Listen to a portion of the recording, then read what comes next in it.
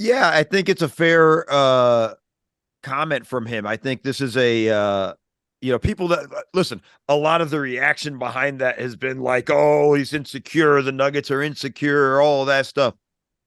Yeah, because we've done this to them all season long. They've been, they were, besides the basically the number one team in the Western Conference all year, and that blip in the end of the season where they played poor basketball, and we all kind of assumed that was weakness. It was just them kind of just not playing hard. We've just all year. Well, they can't win it. They're not going to win it. They're not going to. It's the Lakers are doing it, the Warriors, the Suns, and I'm guilty of it too. I last week's pod, I had kind of had the mea culpa, like I was guilty too, like of that, and like so I understand where he's coming from in that regard, and then just the fascination that we have with the Lakers, it part plays into it, where Rui Hachimura got more pub than Nikola Jokic. Like, what are we doing here? Well, the pregame interview was with Rui Hachimura, which, by the way, he's a great story and he's had a fantastic playoffs, had a great game too.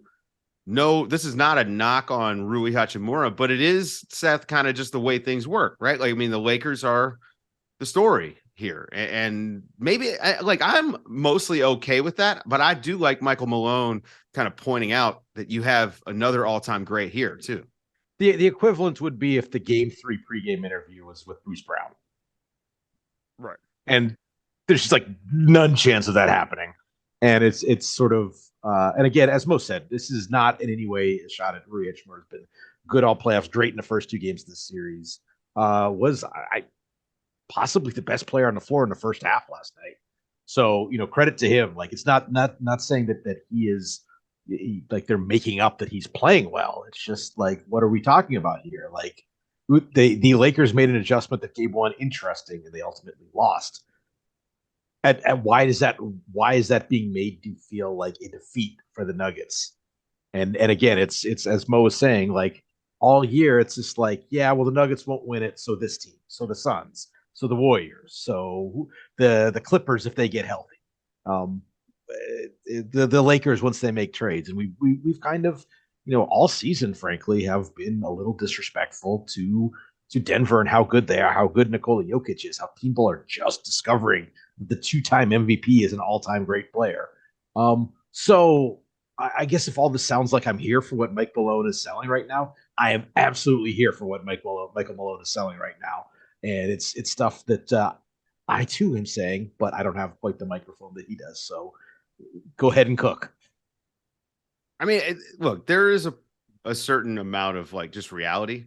The Denver Nuggets are not a marquee franchise in the league. Like, I understand they're not getting a ton of national games because they don't have as many fans.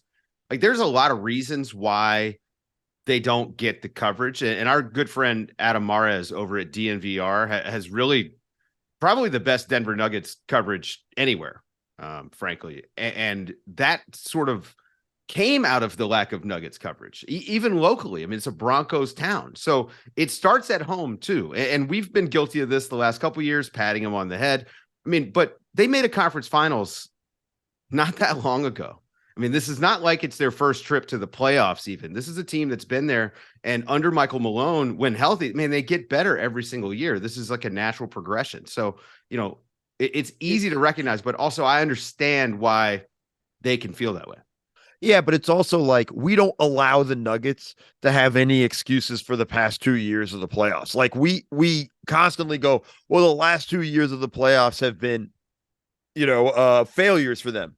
Really? They lost Jamal Murray for the past 2 years of the playoffs. Last year they had dudes like Facundo Campazzo playing for them and things like that. Like, we're really gonna hold that against the Nuggets that they haven't been healthy, but we don't hold it against the Clippers, right? When they're not healthy or anything like that. It's that ridiculous kind of double standard stuff that we play with that. And it's the narrative kind of even going into the season, well, the Nuggets have to do it this year. Well, they're fucking doing it now. And let's give them the respect now that they're doing it, that they've made it to the conference finals. They're up 2-0 now. And I think that's where this kind of stems from. And I think those are the things that we got to kind of focus on here a little bit, and we get away from, like, just what makes them so special. And I think some of it also is on the league. Got to do a better job marketing them. And yes, this is probably the first time like casual fans are getting to know Nikola Jokic. So, you can I thought Jalen Rose's comments were incredibly stupid when he's like he's a superstar now, but it also makes some sense in the sense of like he's on the spotlight when everybody's watching.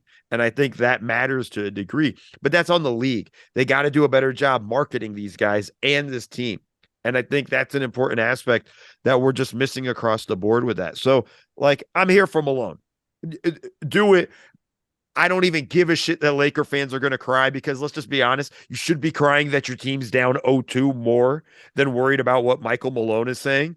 And honestly, like it's a reality of it. And a coach fighting for his team to get respect is going to get respect on my book in my book. I mean, to Laker fans, I remember the documentary on University of Miami football. Shout out to Bruce Brown again. As one of the receivers from those teams is like, you don't want me to dance, don't let me score. You don't want Michael Malone to talk about how the Nuggets are up 2-0. Don't let him go up 2-0 and win games. And then that's so like to the victors go the spoils. And again, glad to hear it.